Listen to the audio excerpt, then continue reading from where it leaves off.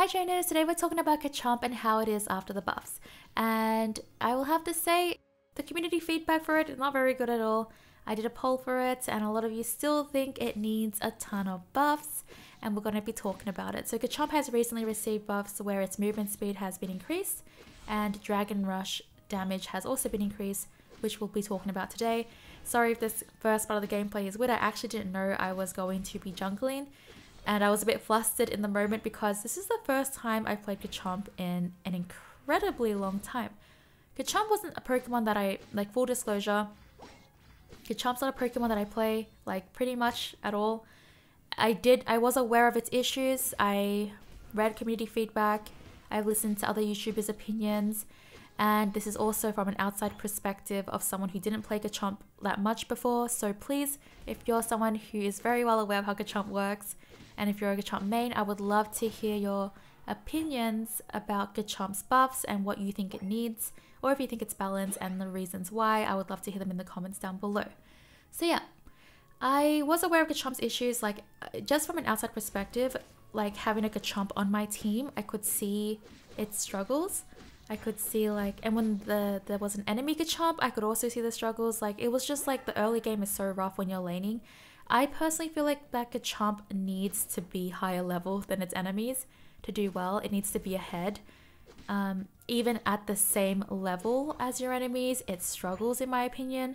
So I personally feel that jungle is the best place for Garchomp to be, because you're like getting all these levels. So that's my personal opinion. Garchomp needs to be above in levels to, like, have an easier time or to keep up with its enemies. It's just such a weird thing to say, right? Like, it needs like higher levels to be able to keep up. It's just like its early game feels incredibly weak, and I feel like it's so easy to take Gibbles down as well. I also felt pretty squishy throughout this whole game. As someone who doesn't play Garchomp that much, my first impressions of it was like, I feel incredibly squishy.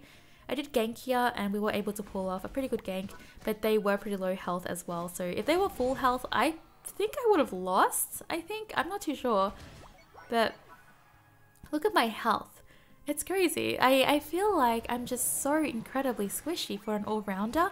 Like, I understand, like, the only all-rounder I play is Charizard and Lucario, and I feel like I don't get taken out as quickly with them. Like, to be fair, Lucario is a lot stronger, one of the strongest Pokemon in the game. But even as Charizard, I felt like I wasn't dying as quickly as I was as Garchomp. And I don't play Machamp, but every time I have a Machamp on my team or I go against a Machamp, they're not being shredded like Garchomp. Like, look at how easy it is to shred Garchomp. It's crazy. That's my honest, like, that's my personal opinion. Of course, if you don't agree, that's okay, but that's just how I felt during this game. I just felt like Machamp, Lucario, and Charizard just didn't feel as squishy as Garchomp. But the whole issue, it seems, that people think is the movement speed, and I agree. I think Garchomp has a hard time sticking to enemies, especially with how it works mechanically. So Garchomp is very basic attack orientated. Like, at 5 stacks you just do incredible damage. Your attack speed's faster as well. It's why you can take objectives down so quickly. And that's what I think Garchomp needs. I think it needs sticking power, because Dragon Rush is kind of awkward to me. You have like this delay in it, and enemies just know that you're going to jump in, because Dragon Rush has like this little animation at the start where it's like, hey guys, I'm gonna jump in, and then it does it. So enemies just like know you're gonna jump in there. So here we just evolved, we have our Unite move, and now we're going to fight these three, and you can see, like, I did have to use my Unite move here. Just to, like, I wanted to have a feel for it, and I was able to do a ton of damage, and I was able to take like all 3 of them down, which was actually pretty sick. And I was like, you know, in this actual gameplay, like in the live commentary of it, I was like, oh my god, I can't believe I'm doing this. And like, I was like, why are you not being bad? I'm talking about how your buffs didn't do anything. But to be fair, like, that was just one instance of something really good happening, and I think Garchomp has situations and places where it can shine. Like, don't get me wrong, I don't think Garchomp is bad in every sense or aspect. I think Garchomp has places where it does really well and where it can do really great things, But the issue is that if you're going against like a really competitive team or a team that knows how to kite, because Garchomp is pretty easy to kite, then that's where Garchomp's issues come. Like, for example, I can shred Rotom and Dreadnought, but usually an enemy wouldn't let me do that. Like, just stand there and shred them. And also, they would just probably focus me and take me out because my escape power is just not that great. If I wanted to go attack them and I didn't have like, let's see, look, I'm trying to like reach the Sylveon. To be fair, Sylveon does have its did use its Unite move. I eject buttoned, I Dragon Rushed. It's just like, I just felt like I couldn't really keep up with a lot of the enemies if they chose to just like retreat from me. We got Gardevoir's Unite move here, which was nice, and we were able to take out the other Garchomp. The other Garchomp was under-leveled, so you could see here, just there is like a struggle of Garchomp. Like, I was jungling, that Garchomp wasn't. They were laning. But because I was jungling and I was able to keep my farm up, like, also, can we just talk about, like, look at this objective shred. It's crazy.